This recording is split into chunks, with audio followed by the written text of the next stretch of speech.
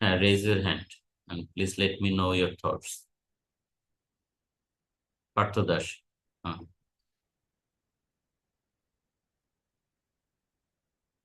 আপনার কথা বলার আগে মাইক্রোফোনটা, ভিডিওটা অন করে নেন, তারপর সালাম কথা। আলাইকুম স্যার।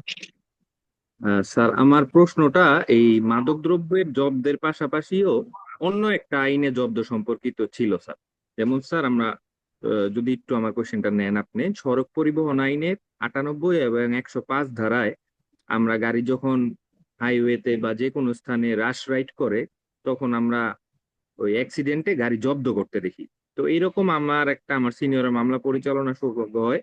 তো ওই জায়গায় একটা ট্রাক এবং একটা মিনি ট্রাকটাকে বড় ট্রাক পিছন থেকে ধাক্কা দেয়, এবং মিনি ট্রাকটা ওই সময় রাস্তার পাশে ওই যে ওজন স্কেল করে, যে এই পণ্যের মালামালের ওজন করে, ওই সময় তার ড্রাইভার এবং হেল্পার মিনি ট্রাকটা থামায়া গাড়ির পাশে ছিল, পিছন থেকে বড় ট্রাকটা মিনি ট্রাকটাকে মারে। এজাহারে এইভাবে বক্তব্যটা বলা আছে। পরবর্তীতে মিনি ট্রাক এবং বড় ট্রাক, মানে যেটা আসামি ট্রাক, সেটাকে জব্দ করা হয়। পরবর্তীতে আমরা যখন আসামি ট্রাক চাই, তদন্ত প্রতিবেদন এবং বিআরটি এর প্রতিবেদন, মালিকানা আসামি ট্রাকের পক্ষে আসে। কিন্তু লানেট কোর্ট আমাদের বলে যে, লানেট, আপনি আসামিকে সাথে যোগাযোগ আছে? তা আমি গাড়ির মালিক তখন গাড়ি নিতে আসে ডকেটে। আমি জিজ্ঞাসা করলাম, আসামির সাথে আপনার যোগাযোগ আছে? ড্রাইভারের সাথে না, যোগাযোগ নাই, ঘটনাস্থল থেকে সে পলাতক। তো লানেট কোর্ট আমাকে বলে যে, লানেট, আপনি হয় আসামিকে আইনা দিবেন, নাইলে আমি এই গাড়ি দিব না, যেহেতু এই জায়গায় একটা মানুষ মারা গেছে, আমি দিব না। তখন আমি কোর্টের সাবমিশন রাখলাম যে, স্যার, এই ট্রাকের মালিক এই হত্যাকাণ্ড ঘটায় নাই, ঘটনাস্থলেও ছিল না, মালিকানা প্রতিবেদন তার নামে আছে, গাড়ির কোনো প্রকার ব্রেক ফেল ছিল না, এটা সম্পূর্ণ ড্রাইভারের দায়, এটা আমার দায় না স্যার। এই ট্রাকে আমার পরিবার চলে, আমার ফ্যামিলি চলে, আমার ওয়ার্কাররা চলে। আমার ট্রাকটা আমাকে কোর্ট যেই কোনো জিম শর্তে বেল বন্ডে দেখ, আমি সেটা মানতে বাধ্য। এবং এটা তো একবারে আমাকে দিয়ে দিচ্ছে না, একটা শর্তে দিচ্ছে, যখন বলবে তখনই আমি নিয়ে আসবো। এইটা স্যার কনসিডার করেন। কয় না, এটা আমি যদি দেওয়ার হয় তাহলে আমি ওই আসামি আনলেই দিব, নাহলে আমি দিব না। আমি বললাম, sir, order up to the court. Sir, এই জায়গায় আমরা কোর্টকে স্যাটিসফাই করার জন্য এর থেকে বা আরো কি বেটার সাবমিশন স্যার রাখতে পারি, এটা স্যার জানার ইচ্ছা। আসসালামু আলাইকুম। সাবমিশন আমার তো ইতিমধ্যে আমি বলছি, আপনি খেয়াল করেননি। আমি বলছি যে 516 এতে আদালত একটা সিজ প্রপার্টি যে কোনো সময় চাইলে তিনি এটাকে কাস্টডি দিতে পারেন, এবং 516 এতে এ ধরনের কোনো কন্ডিশনের কথা বলা হয়নি।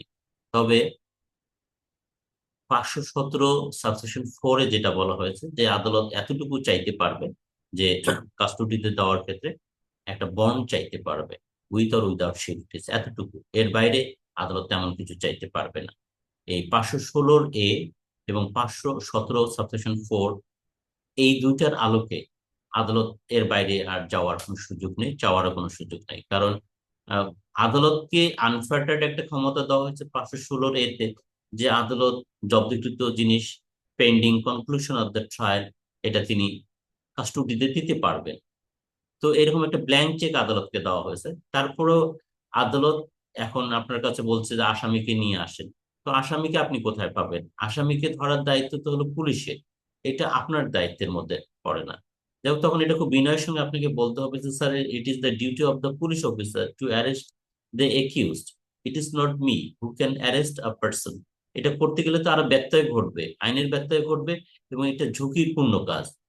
আমি একজন ব্যক্তিকে উইদাউট অথরিটি কিভাবে অ্যারেস্ট করতে পারি? আমার কথায় কি তিনি আসবেন? আমি কি ফোর্স অ্যাপ্লাই করতে পারবো to compel him to come to the court? তাও পারবো না। তাহলে তো সবই বেআইনি হবে।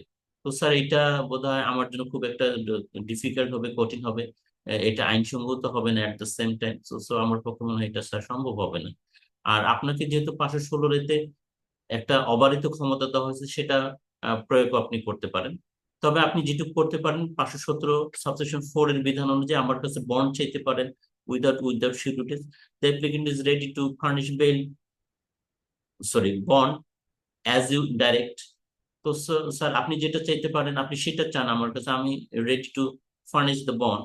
এর বাইরে তো মনে হয় স্যার আমার কাছে এটা বলার সুযোগ আইনি কতটুকু দেওয়া হয়েছে আমি মহামান্য আদালতের কাছে জানতে চাইবো। মানে আদালতের সামনে কনভার্স করতে হবে খুবই পলাইটলি, খুব বিনয়ের সঙ্গে। আদালত যেন মনঃক্ষুণ্ণ না হন, অসন্তুষ্ট না হন, সেটাও খেয়াল রাখতে হবে। আমি যেটা প্রায় বলি যে আদালতের সঙ্গে মানে একটা আগুনের গোলা হাতে নিয়ে খেলার সময় এটা হাতে রাখতে হবে, আবার যেন না পড়ে সে বিষয়ে সতর্ক রাখতে হবে। খুবই সাবমিসিভ ওয়েতে পলাইটলি মানে আদালতের যথাযথ সম্মান রেখে ডিফার করা যেতে পারে, তবে সেটা অবশ্যই লফুল ওয়েতে। যেন আদালত কোনোভাবে অসন্তুষ্ট না হয়। আপনি মনে হয় এভাবে বলতে পারেন। ওকে, থ্যাংক ইউ। অসংখ্য ধন্যবাদ স্যার। সালাম আলাইকুম স্যার।